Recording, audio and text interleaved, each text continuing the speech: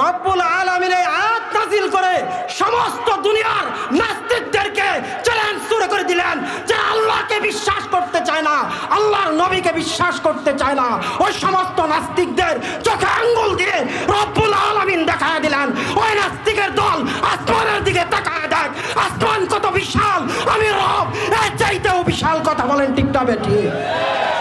ইবাদত হবে কার কার কার? আওয়াজ দিয়ে বলেন কার? হয় নাই জোরে আওয়াজ দিয়ে বলেন কার? সবাই জবান খুলে মালিকের নাম নেন, আল্লাহ। আরো জোরে আওয়াজ দিয়ে বলেন আমাদের মালিক কে কে?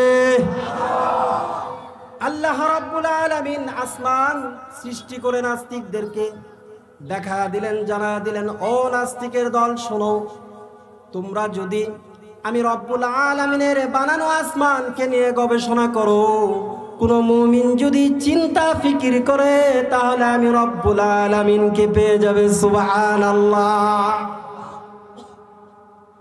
2 নাম্বার, ওয়াল ইয়াউমিল মাউউদ।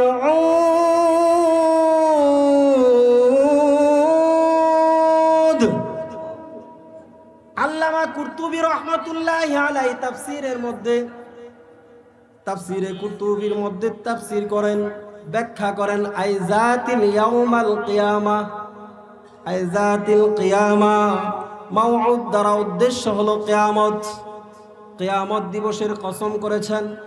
তবে আল্লামা কুরতুবী রাহমাতুল্লাহি আলাইহি বলেন কিয়ামত দিবস তো বিশাল এক জগতের নাম, বিশাল এক পর্বতের নাম।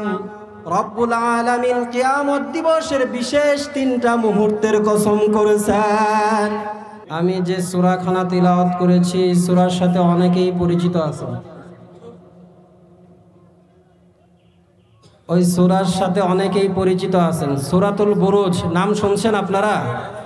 আমি যে আয়াতগুলো পড়ছি এই আয়াতগুলো পরিচিত মনে হয় না? কারণ প্রায় মসজিদের ইমাম সাহেবরাই এই সূরা তিলাওয়াত করে কোনো না কোনো নামাজের মধ্যে। তো এই সূরার মধ্যে যে কি আছে এটা তো আর আমরা জানি না। আল্লাহ তাআলা এই সূরার মধ্যে একটা কিসসা শোনাইছেন। কিসসা বুঝেন আপনারা? কিসসা, একটা কিসসা শোনাইছেন। তবে কিসসাটা শোনানোর জন্য, বোঝানোর জন্য রব্বুল আলামিন সূরার শুরুতে 3 আয়াতের মধ্যে 4 বার কসম করেছেন। আপনারা বলেন তো কসম কেন করে? কথার গুরুত্ব বোঝানোর জন্য। রব্বুল আলামিন একটা কিসসা শোনাইছেন আপনাকে আমাকে, এই কিসসাটা শোনানোর জন্য আল্লাহ রব্বুল আলামিন 3 আয়াতের মধ্যে কয়বার কসম করেছেন? 4 বার কসম করেছেন। রব্বুল আলামিন বলেন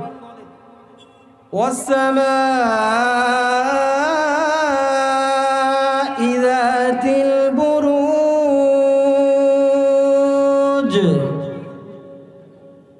আল্লাহ রাব্বুল আলামিন বলেন আসমানের কসম। আসমানের কসম কেন করলেন? কসমের মাসালার আলোচনা ভিন্ন। মাখলুক খালেকের নামে কসম করবেন, খালেক কেন মাখলুকের নামে কসম করলেন এই আলোচনা ভিন্ন। বোঝানোর জন্য আপনাদের কাছে যেন জটলা না থাকে, কোনো প্যাচ না থাকে, এই জন্য আমি আপনাদেরকে সহজে আমি আমার ভাষায় বলতেছি। এই জিনিসটার গুরুত্ব রব্বুল আলামিন এতটাই দিয়েছেন, আসমান নিয়ে যদি কোনো মুমিন গবেষণা করে তাহলে আল্লাহর কাছাকাছি আল্লাহর নৈকট্য অর্জন করে ফেলবে। সুবহানাল্লাহ। আল্লাহ রাব্বুল আলামিন ওয়াসসামা'i যাতিল বুরুজের ব্যাখ্যা করতে গিয়ে সূরাতুস সাফফাতের মধ্যে বলেন ইন্না সাইয়্যানাস সামা'আদ দুনিয়া বিজিনাতিল কাওয়াকিব।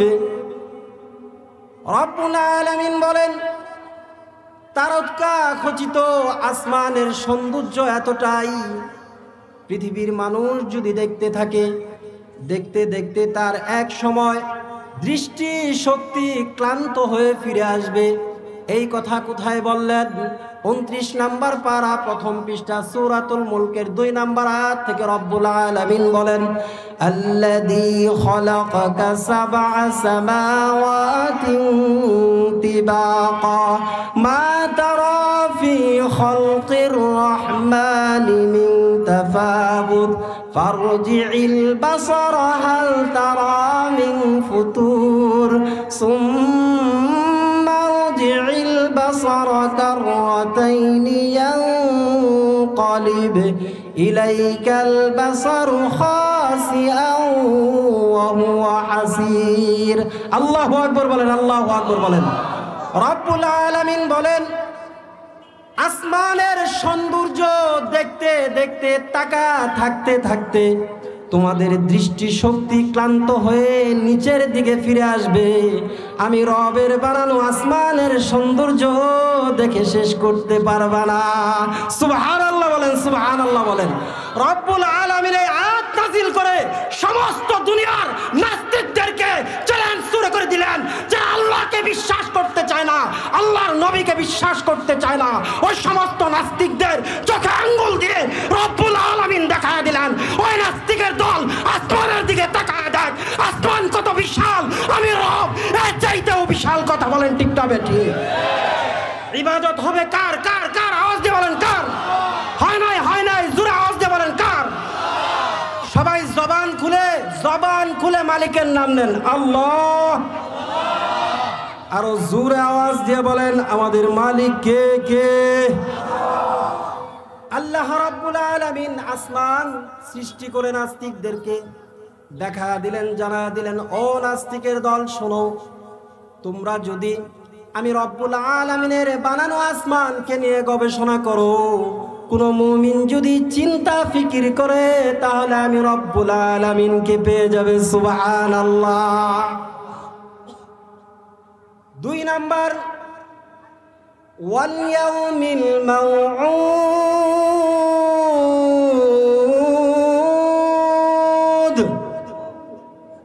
আল্লামা কুরতুবী রাহমাতুল্লাহি আলাইহি তাফসীরের মধ্যে তাফসীরে কুরতুবীর মধ্যে তাফসীর করেন ব্যাখ্যা করেন আইজাতিল ইয়াউমাল কিয়ামা আইজাতিল কিয়ামা মাউউদ দ্বারা উদ্দেশ্য হলো কিয়ামত কিয়ামত দিবসের কসম করেছেন তবে আল্লামা কুরতুবী রাহমাতুল্লাহি আলাইহি বলেন কিয়ামত দিবস তো বিশাল এক জগতের নাম বিশাল এক পর্বতের নাম রব্বুল আলামিন কিয়ামত দিবসের বিশেষ 3টা মুহূর্তের কসম করেছেন কথাগুলো একটু খেয়াল দিয়ে শুনেন ঈমান জাগ্রত হবে ইনশাআল্লাহ আল্লামা কুরতুবী রাহমাতুল্লাহি আলাইহি বলেন মাউউদ দ্বারা আল্লাহ পাক রব্বুল আলামিন কিয়ামত দিবসের বিশেষ 3টা জিনিসের কসম করেছেন 1 নাম্বার কসম করেছেন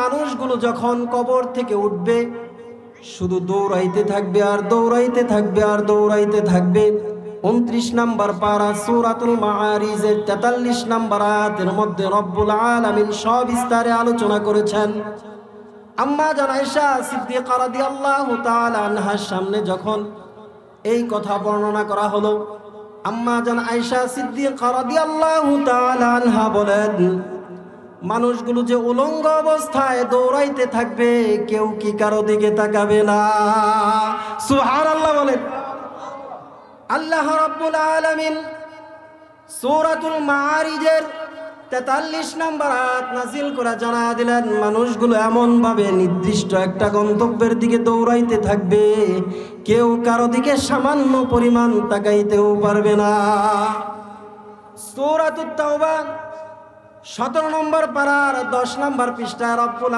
আলামিন বলেন ওয়াতারান নাসা সুকারা ওয়া মা হুম বিসুকারা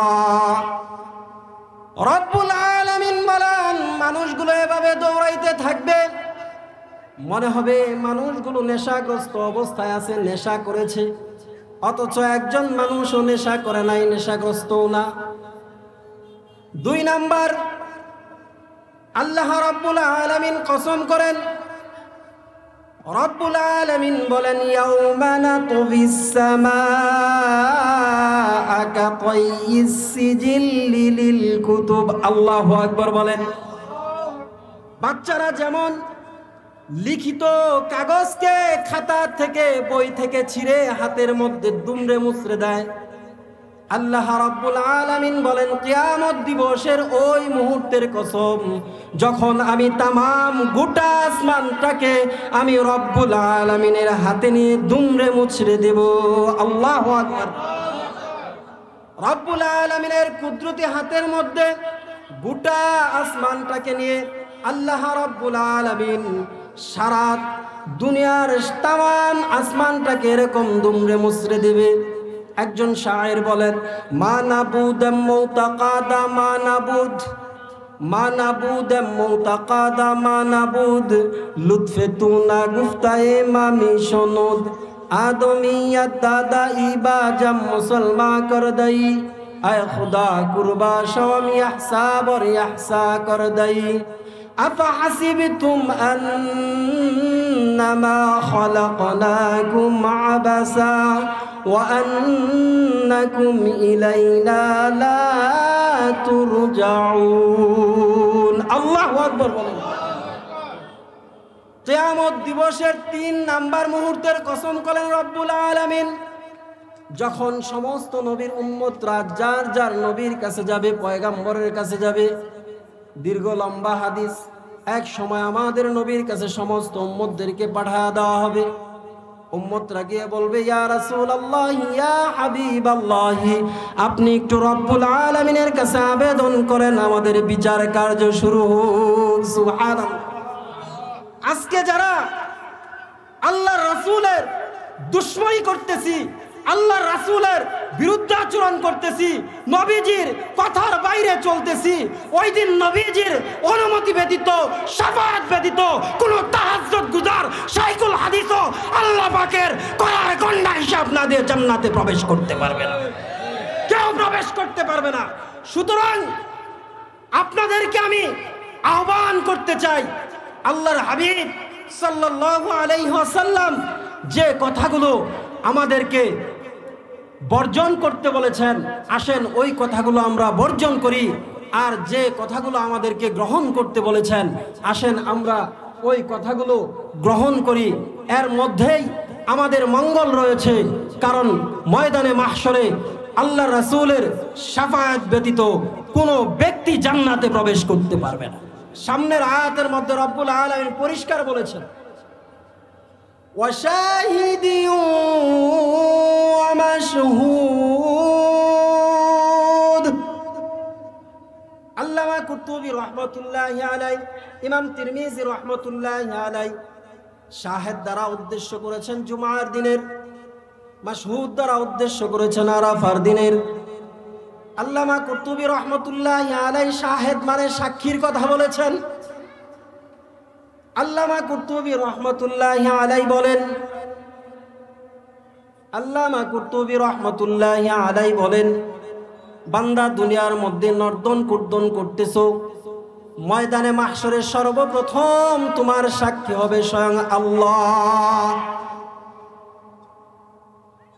ময়দানে মাহশরে সর্বপ্রথম বান্দার পক্ষের অথবা বিপক্ষের সাক্ষী কে হবে? কে কে? ওয়াকাফা বিল্লাহি শাহীদা। শুধু তাই নয়, আল্লাহ রাব্বুল আলামিন বলেন, ও দুনিয়ার বান্দারা শুনো, তোমাদের বিপক্ষের অথবা পক্ষের সাক্ষী হবে স্বয়ং পয়গম্বর।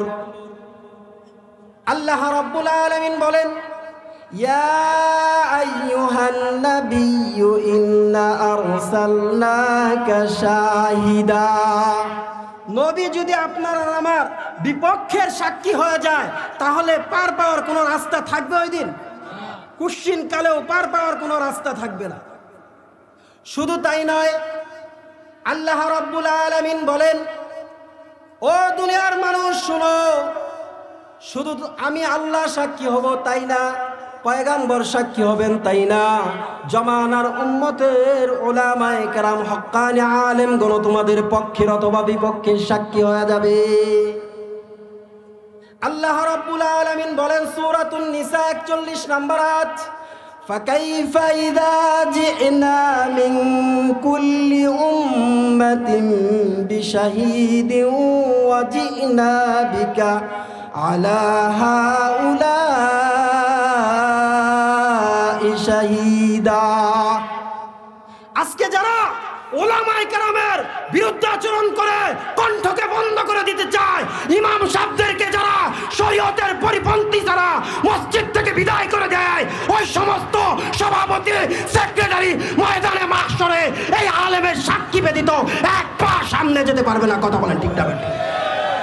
আজকে ক্ষমতা আছে, পাওয়ার আছে, টাকা আছে, ইমাম সাহেবদের সাথে শরীয়তের কোনো কারণ ছাড়া, বৈধ কোনো কারণ ছাড়া অবৈধভাবে কায়ের জুড়ে, ক্ষমতার জুড়ে, পাওয়ারের জুড়ে, বংশের জুড়ে তুমি ইমাম সাহেবদের সাথে এরকম ভাবে খারাপ আচরণ করো। খুলো কুরআনুল কারীম সূরাতুন নিসা 43 নম্বর আয়াত। রব্বুল আলামিন বলেন ফাকাইফা ইযা জি'না মিন কুল্লি উম্মাতিন বিশাহিদ ওয়া জি'না বিকা আলা হাউলা শাহিদা। ওই দিন যদি ইমাম সাহেব তোমার বিপক্ষে সাক্ষী দ্বারা যায়, অসলে মধ্যে কোলে মধ্যে টাকাওয়ালা, পয়সাওয়ালা, ক্ষমতাওয়ালা, এক পা সামনে যাওয়ার ক্ষমতা তোমার থাকবে না। কথা বলেন ঠিক না বেঠিক? সুতরাং বৈধ কোনো কারণ ছাড়া ইমাম সাহেবের সাথে খারাপ আচরণ করা হারাম, হারাম, হারাম।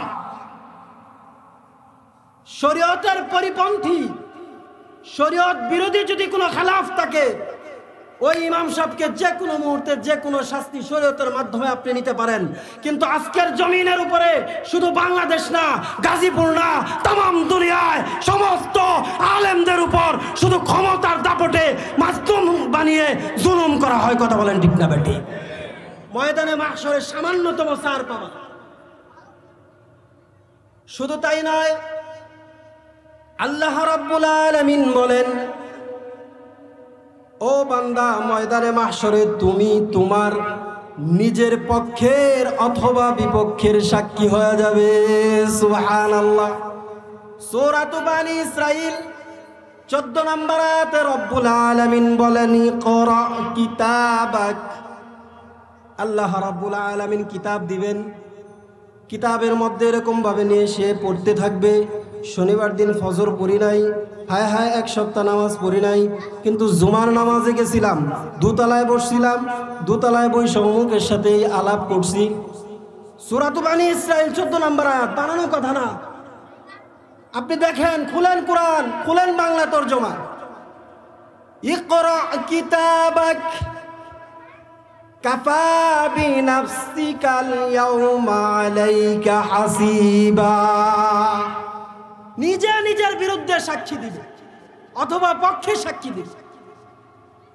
আল্লাহ রাব্বুল আলামিন বলেন, বান্দা শুধু তাই না, যে জমিনের মধ্যে দাঁড়া, যে জমিনের মধ্যে বসে তুমি উম্মতের উলামায়ে কেরামের বিরুদ্ধে কঠিন কঠিন কথা বলো, যে জমিনের মধ্যে দাঁড়া তুমি আলেমদের বিরুদ্ধে কথা বলো, দ্বীনের বিরুদ্ধে কথা বলো, ইসলামের বিরুদ্ধে কথা বলো, আলেমকে মাইনাস করে দাওয়াতে তাবলীগের কাজ করতে চাও, জমিনের উপরে আল্লাহর বিধানকে বাস্তবায়ন করতে চাও। আসলে আল্লাহর বিধান বাস্তবায়ন কখনো আলেম ওলামা ছাড়া হয় না, হয় না, হয় না। কথা বলেন ঠিক না বেঠিক? আলেম ওলামা ছাড়া কখনো আল্লাহর বিধান বাস্তবায়ন হয় না। আলেম ছাড়া যারা দ্বীন বাস্তবায়ন করতে চায়, হাদিস বাস্তবায়ন করতে চায়, কোরআন বাস্তবায়ন করতে চায়, মসজিদ পরিচালনা করতে চায়, তাবলীগ পরিচালনা করতে চায়, সবগুলো শয়তানের কাজ। কথা বলেন ঠিক না বেঠিক?